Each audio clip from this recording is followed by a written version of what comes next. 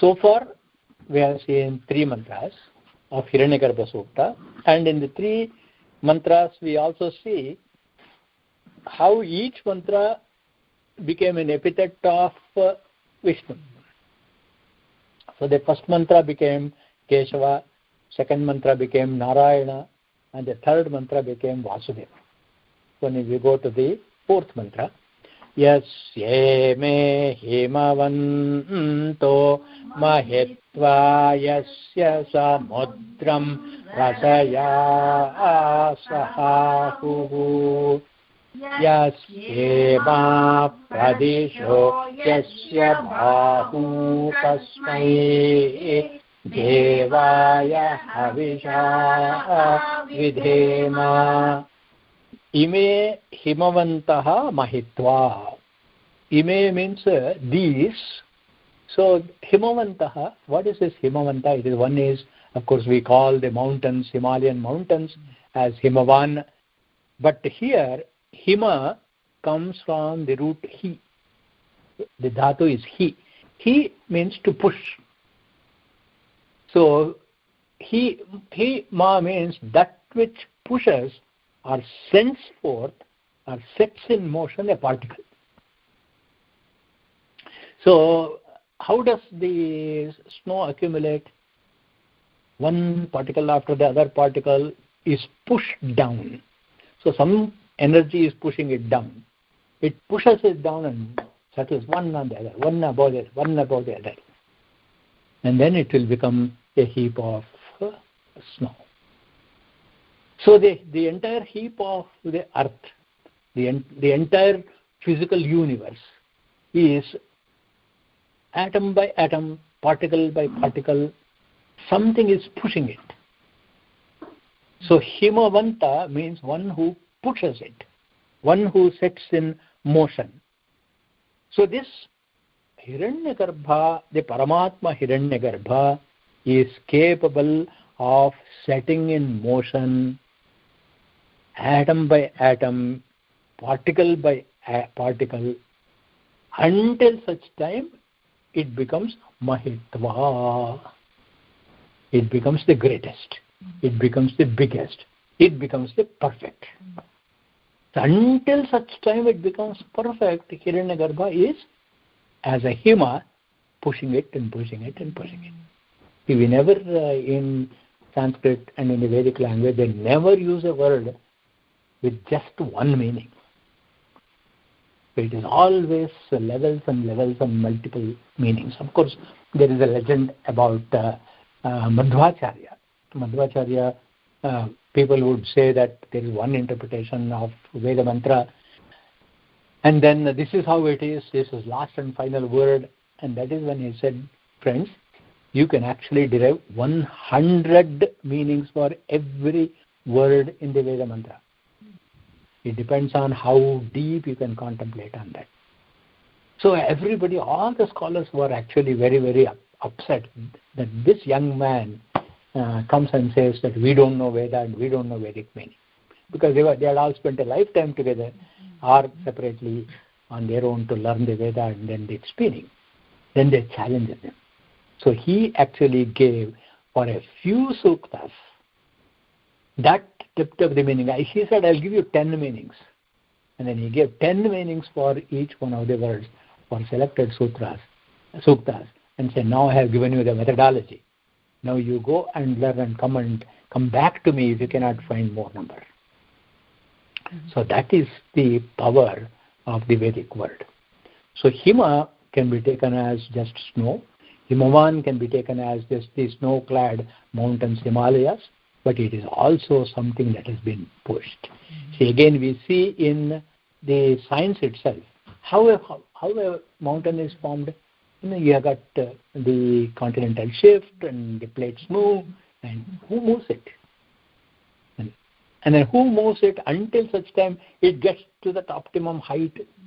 And you imagine India without Himalayas. What would be its temperature, weather? It would be terrible, isn't it? What is the problem here? We don't have any east-west spanning mountains. The mountains we have are north-south. And therefore we experience so much of cold. And of course vagaries of temperature. But the idea is even this is perfect. There is no imperfection in creation at all. This Himavanta, the great snowy mountains, are actually started with the tiniest particles that are set in motion. So yasya ime himavantah, until such time this set in motion, until it attains that perfection mahitva, to him we will offer our oblations. Then yasya, did he only stop on one thing? Yasya samudram rasaya mahitva. Again, yes, yasya, by whom, by whose eminence, samudram. Samudra means the ocean. Rasaya. Now rasa comes from the root ras or rasyati iti rasaha. That means that which becomes perceptible. So what is taste?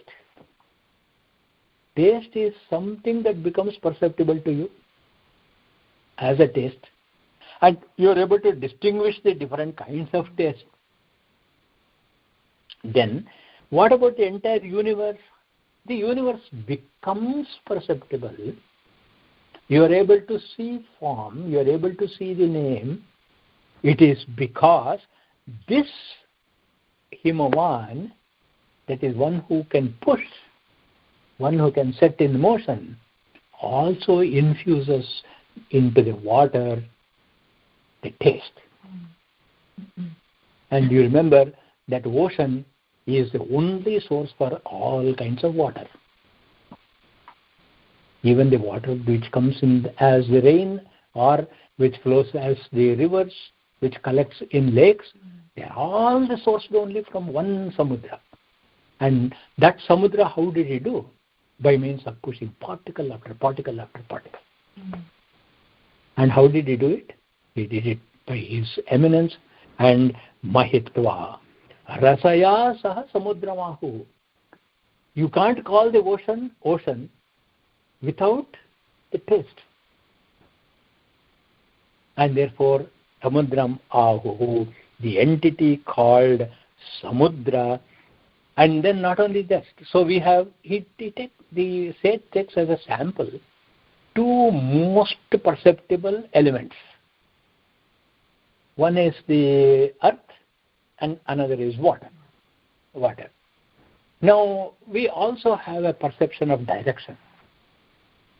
So we know what is east, you know what is west, we know. And then, of course, it is relative to sun. But the thing is, what if the sun is not there? For that, the directions will remain the directions east, west, etc., whether there is sun or otherwise, because of this Kasmai Devaya's eminence. So what does he do is, Yasya ima pradishaha bahu. Pradisha means all these directions and sub-directions. See, if you take this circle, starting from the east and coming back to the east, you can segment it into 4 parts. You can segment it into 8 parts. You can segment it to south, southeast, south, north, northeast. So any number of ways you can actually disseminate the directions. So the more number of directions that you create, the more number of arms that this Paramapurusha will get.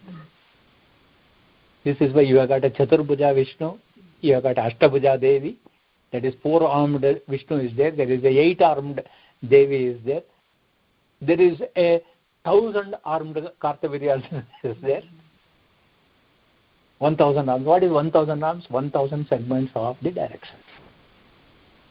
Wherever this entity can go reach, stretch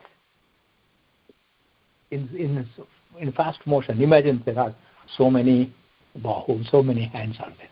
This Paramapurusha's, Hiranyagarbha's bahu, the arms which spread across, created space. So the perceptible earth, the perceptible water, and the imperceptible but experienceable space. To this Kasmai Devaya, for one who gives the visible universe and the invisible space, Mahitva, and who can spread out all these things because of Mahima, to that great entity, I offer my oblations. So that means as long as you are able to perceive water, air, space, that means there is the presence of Hiranyagarbha.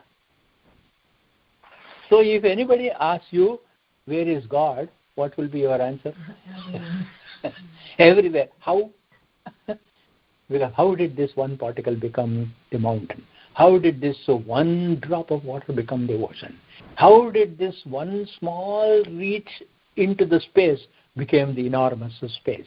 So if you can perceive space, if you can perceive the earth, if you can perceive water, you can perceive Ishvara. And to that perceptible Ishvara, my oblations. So this becomes an interesting philosophical question. This is the surface meaning of the mantra.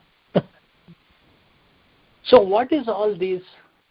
The Himavan, the Samudra, the Disho Pradesha, Himavan, the Himalaya, Samudra, the ocean, the various directions. Aren't all these things the effect? These are all karya or the effect. Now this real effect, why do we say this is real effect? Because it is perceptible, isn't it? So when you use the word, it is a real effect. Effect is karya. Real is sat. So you combine the two, it becomes a sat karya. So the theory here of the creation is called Satkaryavada theory. So the Satkaryavada theory is the keyword yasya, by whom or by which cause imaha, all these effects happen. So now the one who sets in motion, we have discovered it as real. The effect that has been caused by all these elements, we have discovered as real. And therefore, what kind of an activity is this? This is a Satkaryavada. So what does Satkaryavada establish? It establishes a rule, a philosophical rule, that is the causal operation only makes something manifest, that which is latent. So please understand this very carefully. Where was this particle? Where was this unit of water? It was in the cause, isn't it? And therefore, what this cause did? This cause started an operation called the causal operation. And the causal operation is indicated by what word in this? The pushing him over him. He. It started pushing. So this Satkaryavada is one of the very, very important theories of Sankhya Darshana. So you see, in one small phrase of this Veda mantra develops a whole branch of science, of Darshana. And then, so this Satkaryavada is also called as Parinamavada. So Parinamavada means, how did this world emanate? So this emanation of the world is from the absolute reality. So when the from the absolute reality, this Kasmai Devaya, this water, this space, and this earth has all emanated. This means it is emanating from the absolute Brahman. And this emanation from the absolute Brahman theory suggested in this mantra is called Satkaryavada mantra, and Vishishtadvaita accepts this. Sankhya accepts this. But how is this understood? In the logical school of Nyaya, see, we have so many branches of knowledge, right? Nyaya is the logical school, Nyaya Darshana. Nyaya Darshana is holding that this effect is a new production. Because if you were to think of the absolute or the abstract, where is that either potentiality or where is the raw material that was there, and therefore the cause is there, but the cause is that which is making the effect, and therefore the effect is distinct from the cause. Argue the logicians. In other words, cause is one thing, Brahman is one thing, and the effect, the universe, is another, introducing the argument of duality. One mantra, on the surface of it, it looks so simple. After all, this Himavan who created the entire universe, to him I offer my oblations and then move on, right?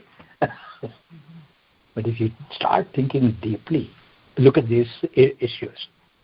So that means the effect is non-existent prior to its production.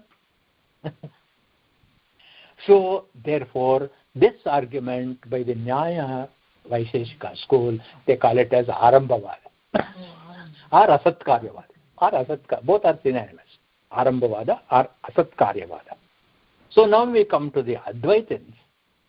And Advaitins start saying, no, this is only an apparent change. It is called Vivartavada. One more huge theory started, the Vivartavada, which is the theory of apparent change. The world only apparently is seen, because this is the superimposition of Maya on the absolute, so it is really illusory. Of course, they give reasons why it is illusory, because it is not of permanence. There is no permanent existence for that. It comes into being and then disappears. So it is only a transactional reality, Vyavaharika Satyam, relative reality, because when you are sleeping, there is no world. In deep sleep, where is the world? And therefore, if it is true, if the cause is true, and if the effect is true, and they are distinct, cause is always there, because when I get up in the morning, I have no doubt that it was I who slept. So cause is no issue. But effect is an issue. When I am awake, the world is there. When I am sleeping, the world is not there. So the effect can come and go. And therefore, what is the effect? When you are awake, the world is there. That means as soon as you wake up, you project the world. That's all. But when you are sleeping also, the world is there. When you are dreaming, not when you are actually in deep sleep. In deep sleep, where is the world? Okay, for us, the world is not there. Well, we are only interested about our world. And everything else is hearsay, isn't it? Tomorrow morning I get up and you tell me that the world is like this. It is not my personal experience. It is somebody else's saying. Of course I believe you. It's Aptavakya, no doubt about it. But therefore, there is the Maya which is superimposing. And therefore, who is this Hiranyagarbha, who is making sure this Himavan, this Samudra, this whose Bahu, this Akasha is all happening? He is creating a Maya and then putting a Veela. There is Maya and Ishvara is Mayan. Prakritim tu Mayam Viddhi think that Prakriti, all this nature is only Maya, and then Mayinam, that means who creates this Maya, is this Hiranyagarbha. How does he create? By pushing the Maya into its manifestation. A very simple looking, innocuous mantra is causing all these issues. So then you have one more theory called the Parinamavada theory. All these theories about creation started with this concept of Hiranyagarbha Suktam. So the Parinamavada transformatory theory is the cause is continuously transforming itself into effects. So how do we say this? When you are in deep sleep, you are perceiving the cause. Because when you get up in the morning, you have no doubt that you exist, isn't it? But the effect of the world you saw yesterday is different from the effect you are seeing from today. Isn't it? Last night, when I went to bed, there was one car parked in the front of our house. In the morning, I wake up and find that car is not there. If the cause had created an effect, unchanging effect, then the car should be there all the time. Then I should not age. Then days should not change. Beings should not come and disappear, isn't it? Are we not seeing all these differences? And are these differences immediate and happening at once? They are not happening at once. Sequentially or randomly things are happening every day. And therefore, what do we conclude from this? What we conclude from this is that there is the cause causing continuous effects. And where is the suggestion of this in this mantra? If it was not continuous effect, why should he pick 3 examples? Isn't it? He picked up the example of Himavan, he took the example of Samudra, he took the example of directions. Why take 3 examples if you are not suggesting different things? And this argument is called Parinamavada. And this Parinamavada now gets into another difficulty. Who is changing? Is the Brahman changing? In which case it becomes Brahma Parinamavada. That means Brahman is a transformation. World is a transformation of Brahman. And there is also a school which says Prakriti Parinamavada. That means the Shaiva Siddhanta accepts Prakriti Parinamavada. That means it is not Brahman who is changing. How can you attribute Brahman because it is Kalatita, Deshatita, isn't it? So it is not Brahman that is changing. It is the Prakriti that is changing. So they brought the idea of Prakriti Parinamavada. So which one of these arguments is true? But all these arguments are valid in our discussion.